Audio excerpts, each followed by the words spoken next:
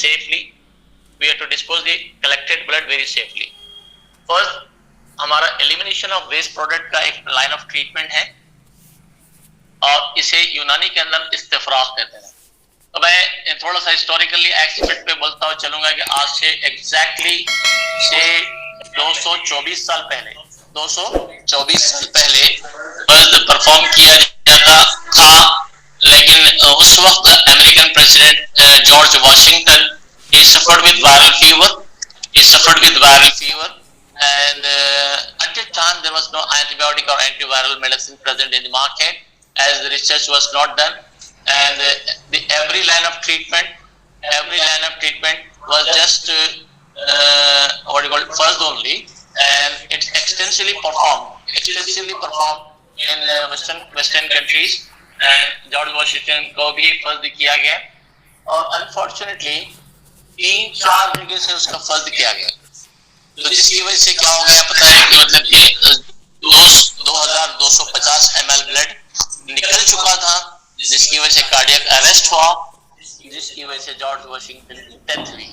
ये हुई 1799 में, 14th of November 1799। आप देख लीजिए मतलब कि दिस इज नवंबर, तो 228 बरस हो चुके हैं।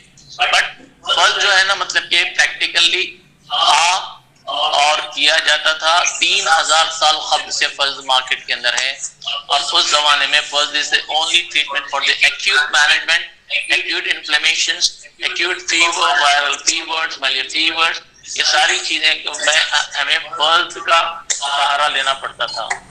तो मैं एक चीज ये कहता हूँ कि मतलब कि फर्ज किन किन चीजों के अंदर हमें फायदेमंद है। सबसे पहली चीज आसानी से समझ लीजिए, ऑल द इन्फेक्टिव डिसऑर्डर्स, जैसे मिसाल के तौर पे अगर आपने देखा कार्डियाइटिस, मायोकार्डियाइटिस है, ब्रोंकाइटिस है, ब्रोंकेक्टेसिस है, इसके अंदर फर्ज किया जा सकता है। सेरेब्रल एडिमा के अंदर फर्ज किया जा सकता है, बायलेटरल पेरिकार्डियल एडिमा के अंदर फर्ज किया जा सकता है, वेरिकोस वेन्स के अंदर फर्ज किया जा सकता है। और दूसरी चीज ये है कि हाई फीवर्स के अंदर फर्ज किया जा सकता है। Usually it is in our observation जो डे टू डे प्रैक्टिस के अंदर अगर किसी को बुखार खत्म नहीं हो रहा है तो उसको फर्ज किया जाता है या वेन में से ब्लड ड्रॉ किया जाता है और टेस्ट के पर्पस के तौर पर। और ऑब्जर्वेशन ये है कि जैसे ही सीरम दिया जाता है तो सीरम देने के बाद, ब्लड ड्रॉ करने के बाद फीवर उतर जाता है। It itself is an indication that मतलब कि हाई फीवर्स के अंदर हमें फर्ज करने से भी रेस्पॉन्स मिल सकता है। इन्फेक्टिव डिसऑर्डर्स है, सोरियासिस है, सर्वाइकल स्पॉन्डिलोसिस है, सर्वाइकल स्पॉन्डिलाइटिस है, लंबार स्पॉन्डिलोसिस है, लंबार स्पॉन्डिलाइटिस है, ये सारी चीजों के अंदर फर्ज बहुत ही यूजफुल है। और एक चीज ये बहुत इंपॉर्टेंट ये हमें आपको समझनी जरूरी है कि फर्ज के कंट्राइंडिकेशंस भी हैं। कंट्राइंडिकेशन के माने कि फर्ज नहीं करना चाहिए। एक्सट्रीम सीवियर एनीमिया है, पेशेंट इन डिबैलिटेटेड कंडीशंस के अंदर है, मतलब कि बहुत ही ज्यादा वीक है और पेशेंट मतलब अफोर्ड नहीं कर सकता मतलब कि ब्लड लेटआउट को। और बात मरतबा साइकोलॉजिकली क्या होता है कि मतलब फर्ज करने के बाद पेशेंट पोस्टरल हाइपरटेंशन में चले जाता है और उसकी वजह से पेशेंट शॉक में जा सकता है। तो ऐसे केसेस में ना किया जाए तो बेहतर है। और एंड स्टेज डिसीजेस है, जिससे एंड स्टेज डिसीज के माने ये मतलब कि जैसे रीनल फेल्यूर्स हैं और कार्डियक फेल्यूर्स हैं, ऐसे केसेस के अंदर ना करें। एक्यूट प्रॉब्लम्स जैसे इस्केमिक हार्ट स्ट्रोक है, ऐसे केसेस में फर्ज ना करें। प्रेगनेंसी है तो ना करें, एनीमिया है तो ना करें, सर्कुलेटरी फेलियर है तो ना करें, ऐसे केसेस में फर्ज ना करें तो बेहतर है।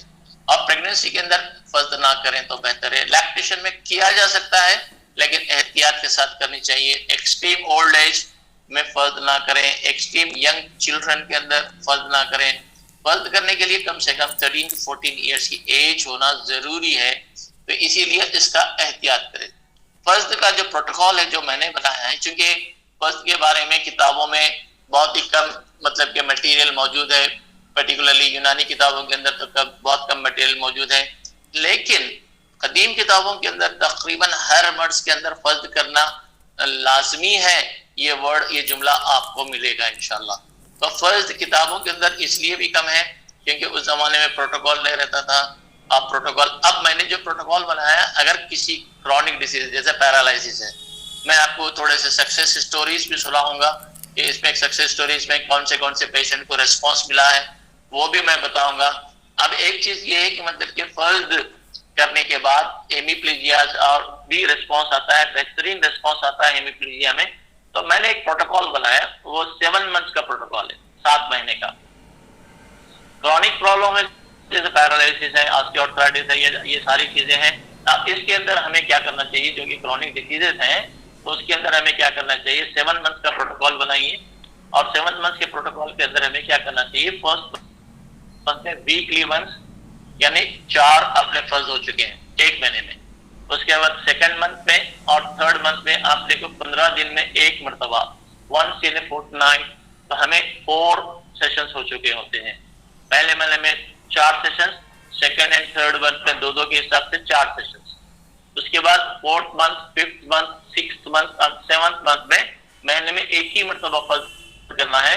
और ये 1 मरतबा फर्ज करने से हमें क्या होगा कि 4 महीने में 4 फर्ज हो जाते हैं। तो टोटल जो कोर्स है 12 फर्स्ट का कोर्स है और 12 फर्स्ट 12 फर्स्ट का कोर्स है। तो अब हमें क्या है कि मतलब डिजायर्ड रिजल्ट्स आ जाते हैं।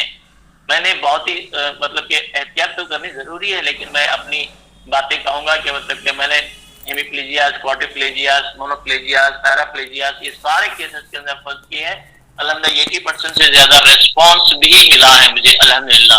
आप क्वाड्रिप्लेजियास के अंदर आप यकीन नहीं करेंगे कि मतलब कि मेरे पास अल्हम्दुलिल्लाह 60-70 केसेस का मेरे पास डॉक्यूमेंटेड रिजल्ट्स हैं, जो कि मतलब कि 100% now the patient is not even walking, but patient was unable to talk, and within 4 sessions, first 4 sessions, he started what you call complaining about his own ailment, and now the patient is normal. मेरे अतराफ में, हैदराबाद के अतराफ में एक छोटा सा मतलब कि छोटा के अच्छा खासा मतलब ताल्लुका जिसे निर्मल कहते हैं, निर्मल से बहुत से पेशेंट्स, वो एक पेशेंट के सक्सेस की वजह से बहुत से पेशेंट्स आकर बता रहे हैं अल्हम्दुलिल्लाह। अब ये चीज ये है कि मतलब कि हमें थेरेपी कैसी करनी है, किन उसूलों पे करनी है, क्या कितने डॉक्टर्स हमें मतलब कि होनी चाहिए। तो मैं ये बताना चाहूंगा कि मतलब कि मैं हमारे पास चारमीनार हॉस्पिटल में हमारे पीजी स्कॉलर्स बहुत मेहनत कर रहे हैं, फर्ज के ऊपर बहुत मेहनत कर रहे हैं।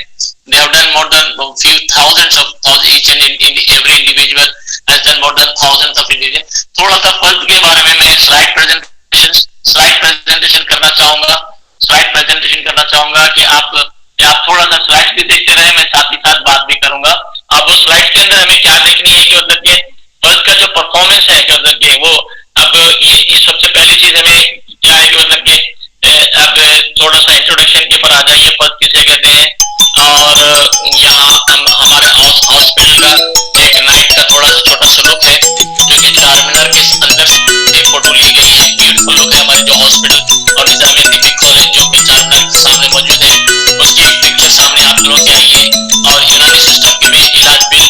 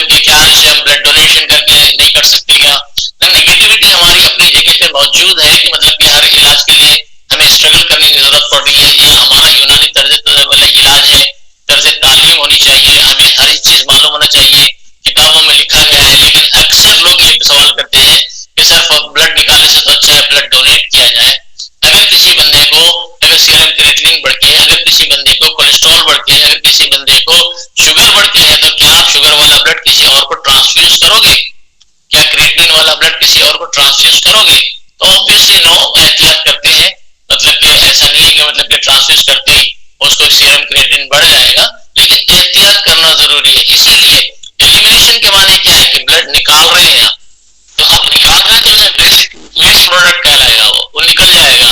अब जैसे मिसाल के तौर पे ये नहीं करें, एलिमिनेशन ऑफ वेस्ट प्रोडक्ट के माने पेशाब भी एलिमिनेशन ऑफ वेस्ट प्रोडक्ट है, फीकल मैटर भी एलिमिनेशन ऑफ वेस्ट प्रोडक्ट है, पसीना भी एलिमिनेशन ऑफ वेस्ट प्रोडक्ट है, हाइक भी एलिमिनेशन ऑफ वेस्ट प्रोडक्ट है। तो ये सारी चीजें क्या है बताएं, मतलब कि ये एलिमिनेशन कहलाती है, एलिमिनेशन कहलाती है। तो ये सब सारी चीजों को आपको ये समझना चाहिए कि आप क्या एलिमिनेट करना चाह रहे हैं, एलिमिनेट क्या करना चाह रहे हैं। तो मैं एलिमिनेशन ऑफ वेस्ट प्रोडक्ट के बारे में मैं ये कहना चाह रहा हूँ कि मतलब कि एलिमिनेशन अपने को क्या है कि मतलब कि क्यों जरूरी है एलिमिनेशन, इसलिए कि हमारी बॉडी के अंदर वेस्ट प्रोडक्ट है, हमारी बॉडी के अंदर वेस्ट प्रोडक्ट है, इसीलिए जरूरी है हमारी बॉडी के अंदर वेस्ट प्रोडक्ट का निकालना जरूरी है। तो इसे इस्तेफराग कहते हैं। तो आप ये स्लाइड्स में अपनी और आगे भी स्लाइड्स है और वो आगे की स्लाइड्स हमें देखनी है कि मतलब कि फर्स्ट हिस्टोरिकल एस्पेक्ट हो गया और फर्स्ट के मतलब कि फर्स्ट आपने हिस्टोरिकल एस्पेक्ट में 5-6 स्लाइड्स है और इसके अंदर एक पिक्चर आई है, मतलब कि एक साइन आया है जो वहां पर वेस्टर्न कंट्री के अंदर जो फर्स्ट करते थे तो वो वहां के वो जो हज्जाम होते हैं ना, तो मतलब कि बार्बर शॉप पे ये साइन लगी हुई रहती है, ये रेड कलर की साइन है और ये रेड कलर की sign indicate that barber knows about the vertical first and he used to perform it, ये फर्स्ट परफॉर्म करता है। तो ये फर्स्ट का एंशिएंट टाइम के अंदर ये प्रोसीजर है कि कहां से फर्स्ट की जाती है बताया गया है। अभी हम एक लाइव डेमोन्स्ट्रेशन भी करेंगे और लाइव डेमोन्स्ट्रेशन करके आपको बताएंगे इंशाल्लाह। और उसके अंदर आप देख सकते हैं, अब ऑब्जेक्टिव्स के बारे में मैंने डिस्कस कर दिया है। अब ये चीज क्या है कि लाइव डेमोन्स्ट्रेशन हम साइमल्टेनियसली स्टार्ट करना चाह रहे हैं और मैं डॉक्टर सुफियान है यहाँ पर मौजूद है और डॉक्टर अतीक भी मौजूद है। आप मेरी आवाज सुन सकेंगे जबकि ये कैमरा हम लाइव डेमोन्स्ट्रेशन की तरफ हम डाइवर्ट कर रहे हैं ताकि आप लाइव डेमोन्स्ट्रेशन देख सकें। डॉक्टर जरा एक डाइवर्ट कर दिए कैमरे को और इस तरफ से इस तरफ कर दिए, आप यहाँ पर बैठ जाइए। ये डॉक्टर नसबी मोहम्मद है जो फर्स्ट आज करवा रहे हैं और इससे पहले भी उन्होंने 2-3 प्रोग्राम के अंदर फर्स्ट करवाया। अल्हम्दुलिल्लाह I am very thankful to him because every time he is coming forward for doing first.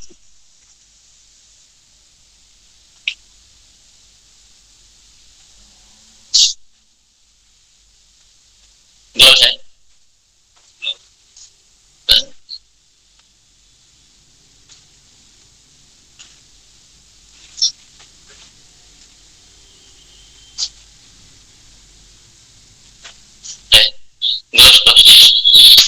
Gloves.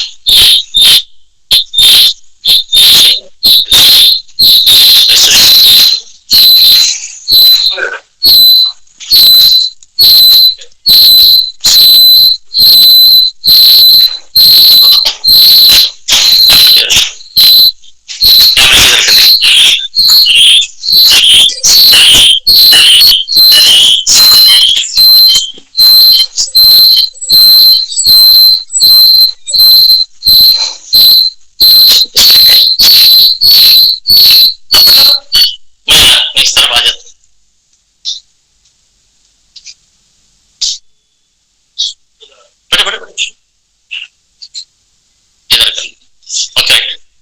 Now we are starting this procedure.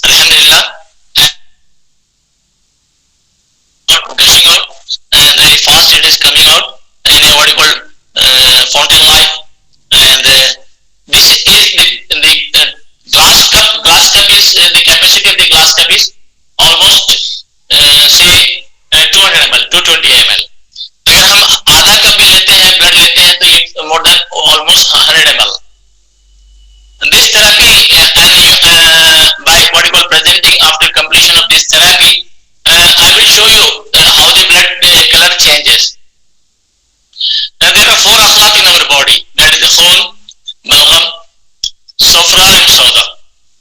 And clearly, you will find which filth he is dominant of. Okay, I suppose that he is dominant of Balgam. And after completion of within 5 to 7 minutes or 10 minutes maximum, the blood will show, or the what you call top fluid will show you the color. And if it is khun, then it will be red. If it is balgham, then it will be white. And then if it is safra, it will be yellow. And if it is what you call black, it will be what you call sauda. तो हम आसानी से हम मतलब कि खिल्त हम तायीन कर सकते हैं और अकॉर्डिंगली हम पेशेंट का ट्रीटमेंट भी कर सकते हैं, provided the patient is suffering with any element of any disease at all. Okay, तो मैं ये बता रहा हूँ कि मतलब कि जैसे कि मैंने कहा है कि आप यहाँ से देख सकते हैं, थोड़ा सा यहाँ पर व्हाइटिश पन आ रहा है, देखो. और ये जो व्हाइट पन जो आ रहा है वो itself indicate that this is dominate with बलगम. आप थोड़ा सा महसूस कर रहे हैं उसके अंदर. और ये एक प्रोसीजर जो है ना, ये 5 to 7 मिनट्स, मैक्सिमम 5 मिनट का प्रोसीजर है. और 5 मिनट के बाद हमें ब्लड मतलब कि नीडल निकालनी है. लेकिन नीडल निकालने का भी तरीका आप देख लीजिए, क्योंकि देखिए बात याद रख लीजिए, जो वेन्स है ना, it's going up, it's not coming down. अगर आपने यहाँ पर पंक्चर किया, यहाँ प्रेस किया, तो क्या होगा? स्वेलिंग आएगी. अगर आपने पंक्चर यहाँ किया, उसके नीचे प्रेस किया, तो क्या होगा? स्वेलिंग नहीं आएगी.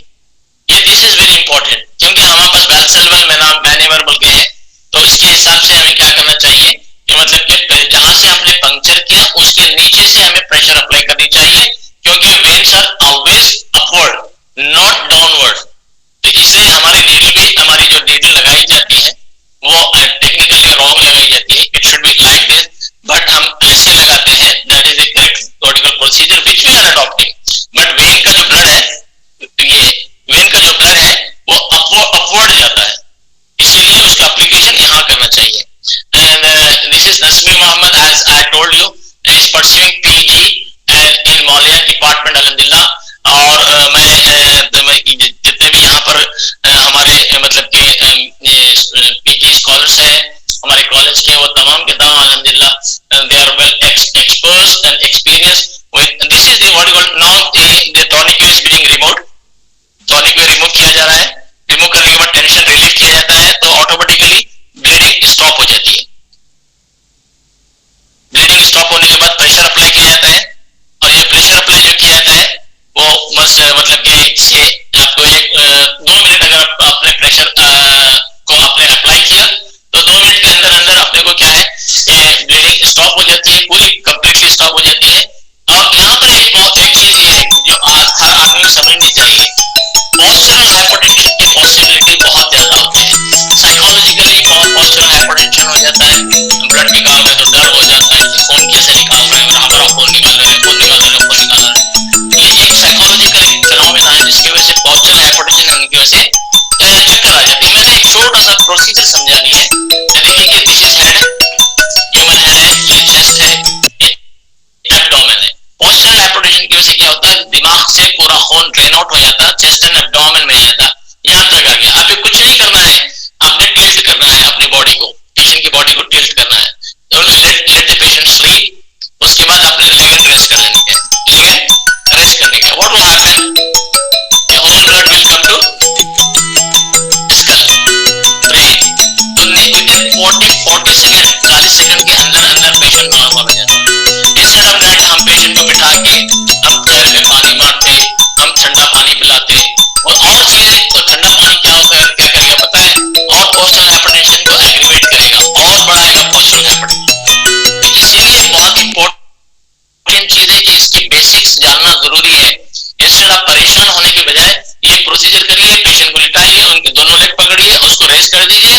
थोड़ी देर एक आपने 40 सेकंड या 1 मिनट मैक्सिमम आपने रेस्ट कर दिया, तो पेशेंट का postural hypertension without any treatment, there is no treatment of IV infusion, हमें कोई ऑक्सीजन थेरेपी देनी नहीं है, हमें कोई नॉर्मल सलाइन चढ़ानी नहीं है, हमें कोई ब्लड चढ़ाना नहीं है या उसके कंपोनेंट नहीं चढ़ाना है, बल्कि हमें सिर्फ और सिर्फ एक ही बात करनी है, और वो है कि मतलब लेगन रेस्ट कर दो नेचुरली, बगैर किसी चीज के. देखिए बहुत इंपॉर्टेंट पॉइंट बता रहा हूँ, मिस मत कीजिए इस पॉइंट को, कि आदमी पेल हो जाता है, फेक हुई हो जाता है, उसके बाद शॉर्टनेस ऑफ ब्रेथ हो जाता है, बहुत ज्यादा जल्दी कॉम्प्लिकेशन में जा सकता है. सा प्रोसीजर हम नहीं जानते, जिसकी वजह से हो सकता है कि पेशेंट को कॉम्प्लिकेशन आए। और देखिए याद रख लीजिए, कभी भी अगर हम फुल फ्लैश नॉलेज नहीं रखते हैं तो उसकी वजह से हमारा सिस्टम बदनाम होगा। हम बदनाम तो होंगे होंगे, वो अपने बस सेकेंडरी चीज है, लेकिन प्राइमरी चीज क्या है, सिस्टम बदनाम होगा। कि फारूकी साहब के पास जाके फर्ज कराने की वजह से मुझे चक्कर आ गई, मैं गिर गई, मेरे दांत टूट गए और नाक में से खून बहना शुरू हो गया। तो ये क्या है कि हमारा प्रोसीजर बदनाम होगा और सिस्टम बदनाम होगा, जबकि कोई इंपॉर्टेंट नहीं है, कोई मतलब कि हेजिटेशन नहीं होना चाहिए, ये प्रोसीजर अडॉप्ट कर लीजिए। That's very very simple one. Now we are continuing our what is presentation and doctor Naseema मेरे कलीग भी यहाँ पर मौजूद है अल्हम्दुलिल्लाह, और he is a professor in our hospital और कॉलेज में हमारे प्रोफेसर है, पीजी डिपार्टमेंट ऑफ नॉलेज में प्रोफेसर है डॉक्टर नसीमा है अल्हम्दुलिल्लाह, साथी है। और अभी मैं बता रहा था मतलब कि आपको इसको कंटिन्यू करेंगे अपन थोड़ा सा, उसके बाद आगे बढ़ेंगे। मतलब कि इसके अंदर बहुत सी बातें हैं कि इसके अंदर प्री रिक्विजिट्स क्या है, कि मतलब कि क्या क्या चीजें होना चाहिए। ग्लव्स है, मतलब कि अगर अप्रॉन करते हैं नोज पिक्स लगाते हैं, कॉटन है, सर्जिकल स्ट्रिप है, नीडल है, किडनी ट्रे है, टॉनिक है और पेपर टेप है। ये सारी चीजें आपको जरूरी है, इंशाल्लाह इसको आप नोट करके रख लीजिए। और परफॉर्मिंग फर्स्ट यहाँ पर वीडियोस और स्टिल फोटोज है कि कैसे फर्स्ट परफॉर्म किया जाता है। यहाँ पर एक नीचे आपने बहुत इंपॉर्टेंट चीज जो कि मैंने अभी थोड़ी देर पहले कही है, और वो इंपॉर्टेंट चीज यहाँ पर मौजूद है, और वो है कि मतलब कि खून बलगम सफरा सौदा, चारों पिक्चर्स मौजूद है उसके अंदर। और आप लेफ्ट से टॉप से देख सकते हैं, लेफ्ट में खून है, उसके बाद राइट साइड पे बलगम है, उसके नीचे सफरा है, और इसके नीचे राइट साइड पे सौदा की है। इत्तेफाक से मैं अजमेर गया था तो मैंने 4 पेशेंट का मैंने फर्ज की थी, और फर्ज करने के बाद वहां पर चारों पेशेंट को मतलब कि फर्ज करने के बाद लेफ्ट आउट हमने थोड़ी देर कर दिया था। इत्तेफाक से हम मतलब कि नमाज का वक्त हुआ था तो हम लोग जा रहे थे, तो उसके बाद जब वापस आए तो ये चेंजेस देखने में आए। और इत्तेफाक देखिए मतलब कि वहाँ किडनी ट्रे मौजूद ना होने की वजह से हमने ग्लास में कलेक्ट किया, और वो प्रोसीजर आज भी हम कर रहे हैं, ग्लास में कलेक्ट कर रहे हैं और उसको हम डिस्पोज ऑफ कर देते हैं। और मतलब कि आसानी से मतलब कि बगैर किसी मतलब कि स्प्रेड ऑफ इन्फेक्शन के हम उसको क्लोज करते हैं, उसके बाद रैप अप करते हैं, रैप अप करके डिस्पोज ऑफ करते हैं, ठीक है ना। और ये नीचे जो मतलब कि थोड़े फर्स्ट जो किया गया है आउट पेशेंट में। और यहाँ पर एक चीज ये है कि मतलब डिफरेंट ब्लड वेसल्स है। अब एक बात सिंपल थोड़ा सा इक्वेशन याद रख लीजिए, और सिंपल इक्वेशन ये है कि अगर आपने head neck upper chest and upper part of the abdomen, अगर आपने कोई डिसीज है तो आपने हाथ से निकालना है, यहाँ से निकालना है, यहाँ से निकालना है। अब यहाँ से आपको तो निकाल नहीं पाओगे, क्योंकि आपको डर होगा कि मतलब कि गर्दन के रगे हैं बहुत इंपॉर्टेंट रहेंगी, वही रगे आपको जाके ये वेन बनती है, शायद आपको पता है। तो हिपॉल जिसे कहते हैं, सेफेलिक वेन कहते हैं, और बासलिक जिसे कहते हैं, बेसिलिक वेन कहते हैं। ये सारी चीजें हिपॉल सेफेलिक बेसिलिक वेन होती है, ये मतलब कि रेडियल और अल्नार वेन्स बनती है, और ये यहाँ से होती है ऊपर से अपर आर्म पे होते हैं, यहाँ तक जाती है, और सुपीरियर वेन के हवा में ड्रेन आउट करती है ब्लड, ठीक है ना। अब इसी तरीके से अगर आपको करना है पैरों में, तो आपने abdomen, lower part of the abdomen, perineum, upper limbs, ये सारी चीजें, और कुछ नहीं, आपकी कोई भी प्रोमिनेंट वेन, यूजुअली क्या होती है प्रोमिनेंट वेन कहाँ होती है पता है? प्रोमिनेंट वेन होती है आपको मतलब कि एंकल जॉइंट पे मिल जाएगी आपको वेन, कोई भी आपको medial side of the ankle joint पे, हर आदमी जितना चाहे ओबीस क्यों ना हो, और वहां पर मिलेगी। और ये साफिन की मतलब स्टेफानस वेन की ब्रांच है, ये वरीद साफिन जिसे कहते हैं, जो मतलब के पीछे साइड से नी जॉइंट के पीछे साइड से मौजूद होती है, उसकी ब्रांच होती है। और आपको ये आपको मैं पिक्चर बताई है, डिफरेंट ब्लड वेसल्स की पिक्चर बताई गई, और इसके अंदर आपको ये है, और कौन से डिसीज में आपको फर्स्ट करनी चाहिए, उसके फर्स्ट फॉर वेरियस एलिमेंट और अलग अलग डिसीज है। हाँ, मैंने कहा कि वेरिकोस वेन्स के लिए फर्स्ट बहुत ही यूजफुल है। मैंने कहा कि मतलब कि एक्जिमा के लिए फर्स्ट बहुत यूजफुल है, और सोरियासिस के लिए फर्स्ट बहुत यूजफुल है, हाइपरटेंशन के लिए फर्स्ट बहुत यूजफुल है। तो there are so many procedures, there are so many disorders जहां पर फर्स्ट बहुत यूजफुल है अल्हम्दुलिल्लाह। और फर्स्ट को करना मैंने अभी आपको बताया कि ओनली 5 to 7 मिनट्स के अंदर प्रोसीजर हम कर चुके हैं, आपके सामने कर चुके हैं, और इससे इतने फायदे हैं। लेकिन मैं एक उमूमी बात कहना चाहूंगा कि मतलब कि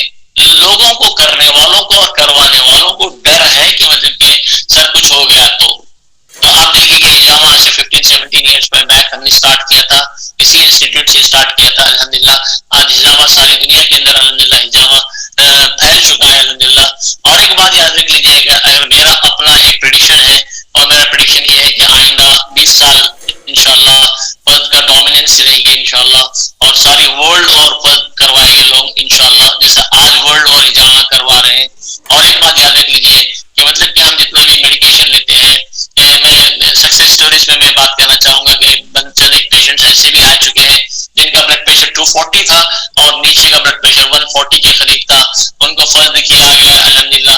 और Ohio United states of America से अल्हम्दुलिल्लाह पेशेंट आए हैं अल्हम्दुलिल्लाह, उन्होंने फर्ज करवाया अल्हम्दुलिल्लाह, उनको अल्हम्दुलिल्लाह बहुत ही ग्रेट रिस्पॉन्स आया है।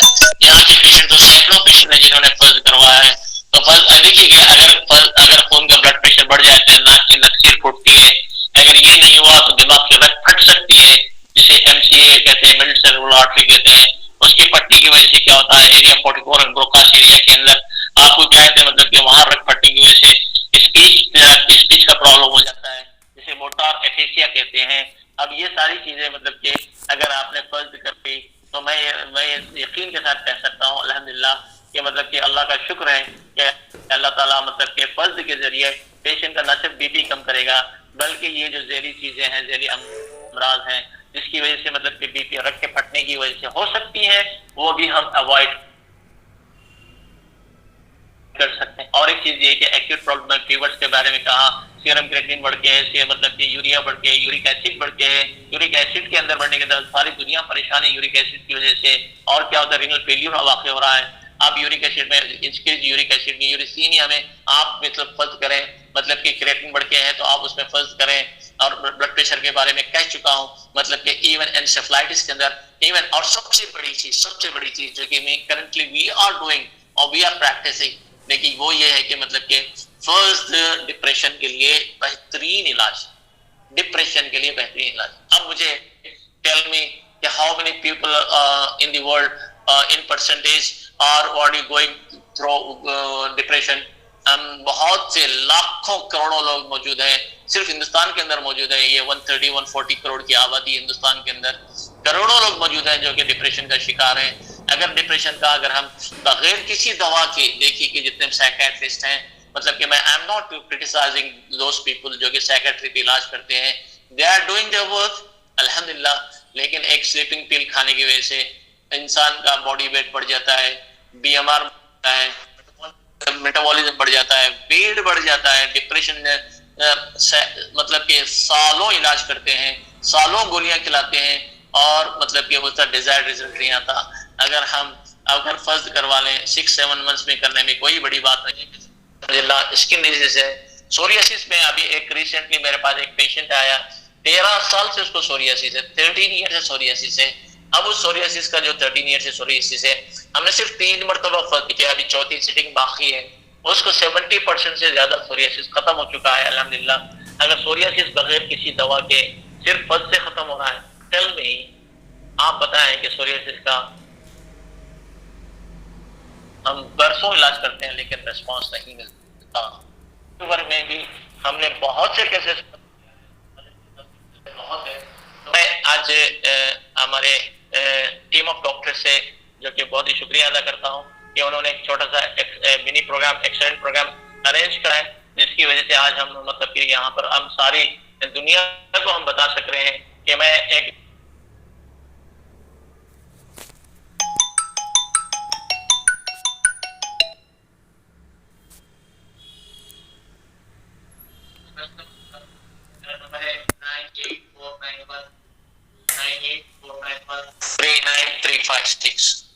और I will be available in working days between 9:30 to 12:30 at 1 number 122. There are hundreds of success stories मौजूद हैं जो कि मतलब कि फर्ज के जरिए हमने ट्रीट किया है, वंडरफुल रिजल्ट्स है। मतलब कि आप देखकर ताज्जुब करेंगे कि मतलब कि पैरालिसिस ठीक हुआ बगैर किसी दवा के और बगैर किसी मतलब के मेडिसिन के। मैं ये चाहूंगा कि मतलब कि इस थेरापी को उसी तरीके से प्रमोट करना चाहिए जिस तरीके से हमने हिजामा को किया था, और उसी तरीके से प्रमोट करना चाहिए जिस तरीके से हम यूनानी ट्रीटमेंट को प्रमोट करते हैं अल्हम्दुलिल्लाह। ये जो हमारा चारमीनार हॉस्पिटल है जो कि चारमीनार के सामने है, जैसे गवर्नमेंट निज़ामिया तिब्बी कॉलेज और निज़ामिया जनरल हॉस्पिटल कहते हैं, यहाँ चारमीनार के अतराफ में 3 चीजें बहुत ही खूबसूरत है देखने की। एक है हमारा हॉस्पिटल, दूसरा है मक्का मस्जिद और तीसरा है चारमीनार खुद। और ये अल्हम्दुलिल्लाह ये बिल्कुल वॉकेबल डिस्टेंस पे है, तो आप कभी भी आप welcome, you are most welcome. अगर किसी को कुछ सवाल पूछना है तो मैं एक 4-5 मिनट सवाल के लिए रख रहा हूँ, क्योंकि एक और प्रोग्राम है हमारा कॉलेज के अंदर, तो उस प्रोग्राम में भी हमें जाना है। तो अगर कोई पूछना है तो आप क्विकली आप सवाल पूछ सकते हैं। अस्सलाम वालेकुम सर। जी वालेकुम सलाम सर। सर ये फसद के दरमियान का गैप कितना होना चाहिए एक सिटिंग से दूसरे सिटिंग के बीच में? मैंने कहा है पहले महीने में once in a week time, और फसद जो ब्लड निकालना है 100 ml से 150 ml तक। फर्स्ट मंथ में वीकली वन, सेकंड मंथ में फोर्टनाइटली, इन 15 दिन में एक मरतबा, थर्ड मंथ में 15 दिन में एक मरतबा, सेकंड मंथ और थर्ड 3 मंथ में अपने को क्या हो जाता है कि ये 8 सिटिंग हो जाते हैं। उसके बाद fourth month, fifth month, six month and seventh month, ये 4 महीने हैं, और 4 महीने में हमें क्या करनी है, वंस इन ए मंथ करनी है इंशाल्लाह। और कोई एनीमिया नहीं होगा, कोई परेशानी नहीं है, और उसका जो ब्लड ड्रॉप किया जाता है वो आपको 3 डेज के अंदर अंदर रिकवर हो जाता है, और हमारे जो मतलब के बोन मैरो वो एक्टिवेट हो जाते हैं। Next question please, anybody. अस्सलाम वालेकुम सर, मैं डॉक्टर फरखुंदा फ्रॉम जामिया हमदर्द। जी सर बोलिए फरखुंदा जी, आपका बहुत माशाल्लाह बहुत अच्छा लेक्चर सुना। सर एक चीज मैं पूछना चाह रही थी कि वो जो आपने डायरेक्शन ऑफ नीडल बताया कि नीडल का डायरेक्शन अपसाइड डाउन होना चाहिए, तो लेकिन मेजॉरिटी आप क्या चीज मतलब प्रैक्टिस कर रहे हैं, उसको नीडल को नीचे से ऊपर लगा रहे हैं? एक्चुअली क्या है, तो हमारा जो ब्लड है ना, कि हमारा ब्लड ना नीचे से ऊपर की तरफ जाता है। जी जी। आप देखिए, आप फ्लो देख लीजिए, नीचे से ऊपर की तरफ जाता है, तो हमारा फ्लो नीडल की प्योर नहीं होगा ना, मतलब हमें नीडल हमारी प्योर नहीं हो जाएगी। ऊपर से लगा रखा है, मतलब नीचे से एक्चुअली हमारा आईवी इंफ्यूजन का जो प्रोसीजर है ना वो सेम है, and it need some what called, क्या कहते हैं, मतलब कि एक हमें कॉन्सेंसस रखना चाहिए, एक मतलब कि हमें डिस्कशन रखना चाहिए, डिबेट रखना चाहिए इसके ऊपर, क्योंकि मेरा एक मानना यह है कि वेन जब नीचे से ऊपर की जाए तो फ्लो कैसा जाएगा? जी जी, नीचे से ऊपर की जाएगा, तो नीडल कैसी होनी चाहिए? उसको ऊपर से नीचे लगाना चाहिए। हाँ, ऊपर से। लेकिन अब क्योंकि हम आईवी इंफ्यूजन ऐसे लगाते हैं, और it's technically easy for us to put the needle in that direction, that's why